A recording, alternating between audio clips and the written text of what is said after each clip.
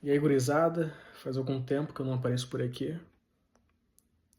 Tempo suficiente para dizer que o Paulo que está diante de vocês agora é alguém completamente diferente quando eu fiz o primeiro, segundo, terceiro vídeo.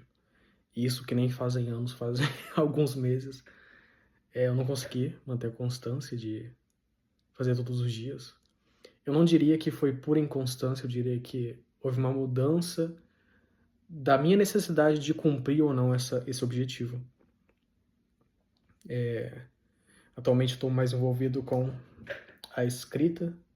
Tô escrevendo pra caramba, páginas matinais, páginas avulsas, horários determinados, tentando escrever um conto, um romance, e nesse emaranhado de coisas a serem escritas, muitos poderiam dizer, mas não é melhor você se concentrar em apenas uma coisa?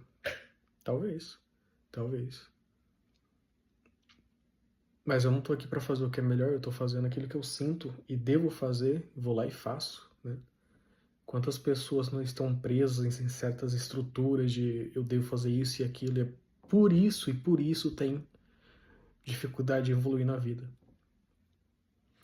E o motivo de eu ter voltado para fazer este vídeo é por causa de algo que eu lembrei.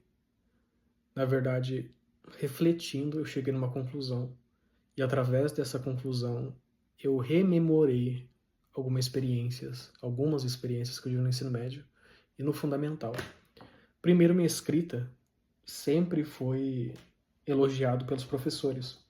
Não que isso dê muito mérito, né? Porque comparado aos outros alunos, qualquer coisa que saísse da escrita péssima era elogiado. Mas teve uma cena específica ali no primeiro, segundo ou terceiro ano do ensino médio, não lembro qual ano que era, que a professora de português pediu para que escrevêssemos sobre algo. Não sei se era sobre um livro, mas o que importa é que eu escrevi uma página, assim como a maioria dos alunos escreveram uma página de caderno, né? A professora gostou muito daquele texto. Eu lembro que ela elogiou bastante. Inclusive, até hoje eu lembro que eu usei o termo, eu havia esquecido o nome do autor de uma frase, e eu escrevi a frase, e disse, enreda-me o nome do autor.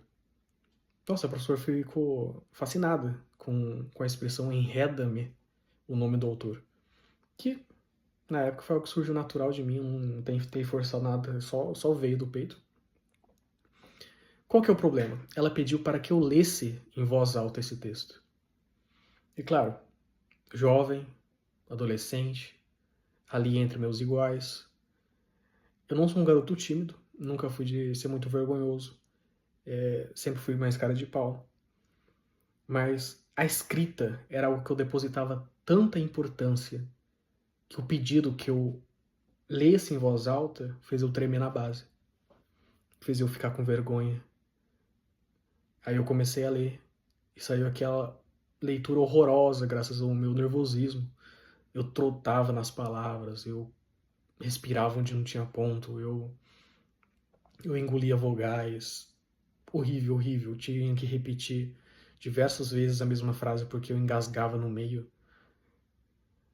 E eu lembro que quando eu finalizei, eu não senti que as pessoas admiravam o meu texto. Eu senti que meus amigos, colegas ali no momento, eles sentiam dó da forma que eu havia lido aquilo. Ninguém comentou nada, ninguém deu a mínima. Talvez passou 15 minutos, todo mundo esqueceu e nunca mais pensaram sobre isso. Mas na minha cabeça, sim. Na minha cabeça eu falhei. E qual que é o problema? O problema é que a escrita, ela sempre deve ser acompanhada com uma capacidade oral. Com uma capacidade, eu escrevi algo, eu preciso saber declamar. Eu preciso saber falar sobre aquilo. Eu preciso abrir a boca e que a forma com que eu falo seja tão atraente quanto a escrita, para embelezar o próprio texto. Senão eu escrevo, escrevo, escrevo. Se alguém pedir para mim ler ou explicar sobre aquilo, vão achar o texto horroroso, como esses alunos devem ter achado graças à minha ruim leitura, né?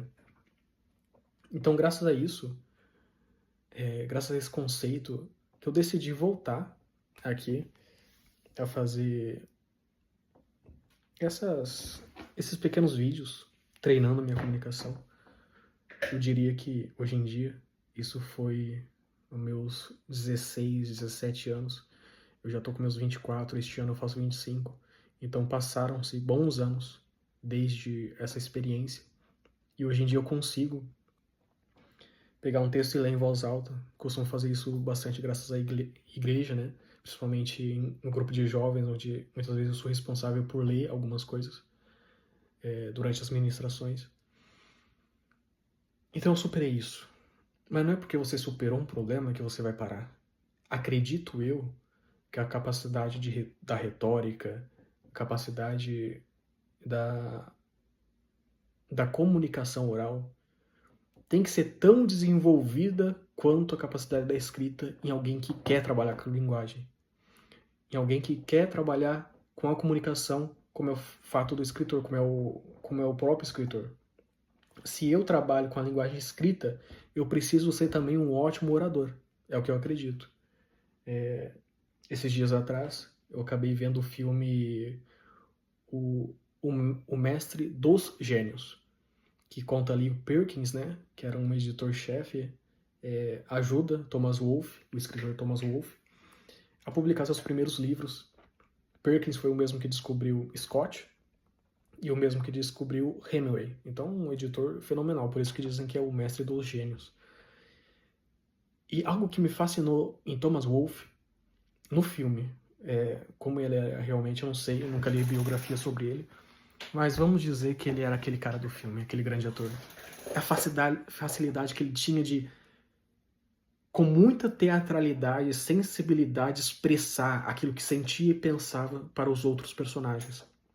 Ele conseguia concatenar muitas frases de uma forma que fazia tanto sentido, tanta conexão, parecia que ele estava lendo um texto muito reeditado, mas não, ele estava falando isso na hora.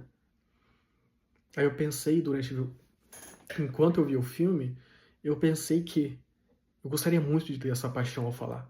Gostaria muito de olhar para o sol e conseguir descrever ele como Thomas Wolfe descrevia o que sentia, o que via, o que pensava. É claro que é uma habilidade que eu posso adquirir, mas uma habilidade que precisa ser treinada e é por isso que eu tô aqui.